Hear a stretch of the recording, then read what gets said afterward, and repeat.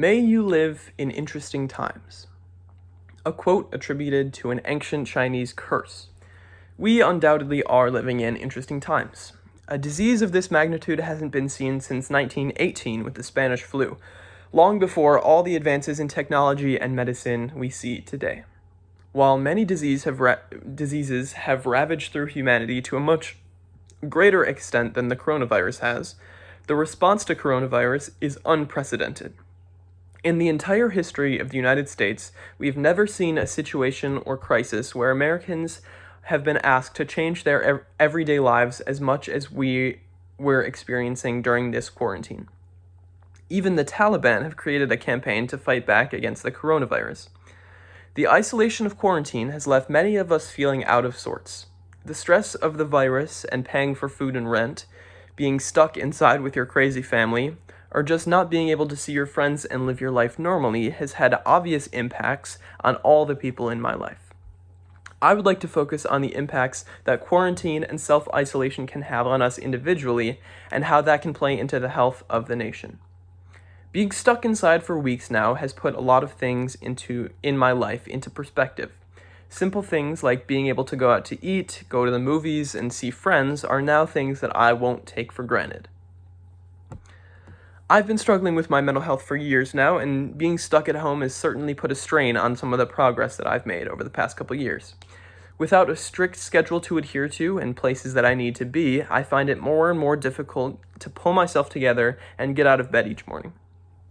I've also heard stories from all my friends about the experiences they've had being stuck at home.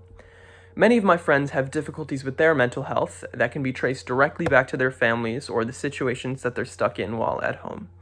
Whether it's overbearing parents, mean siblings, or just overall stress, being at home can often feel like you're stuck in a cage even without the government mandate to stay at home.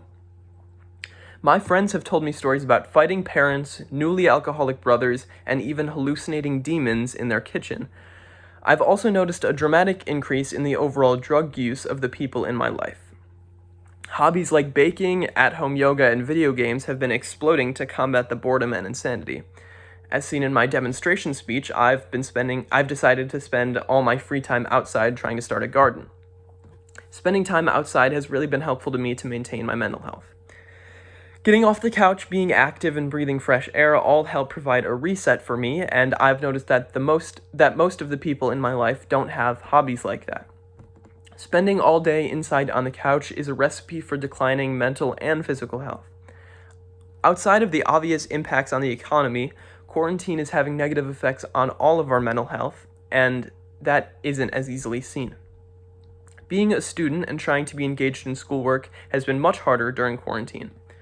Depending on how long quarantine lasts, it's likely that test scores and knowledge retained from school will likely show significant decreases.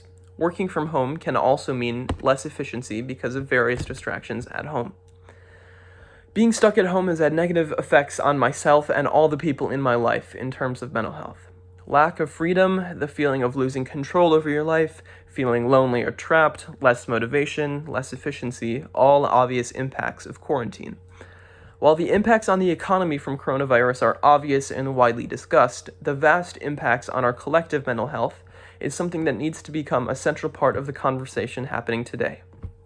The United States has been having a mental health crisis for years now. Domestic terrorism, hate crimes, and suicide rates all increasing in recent years.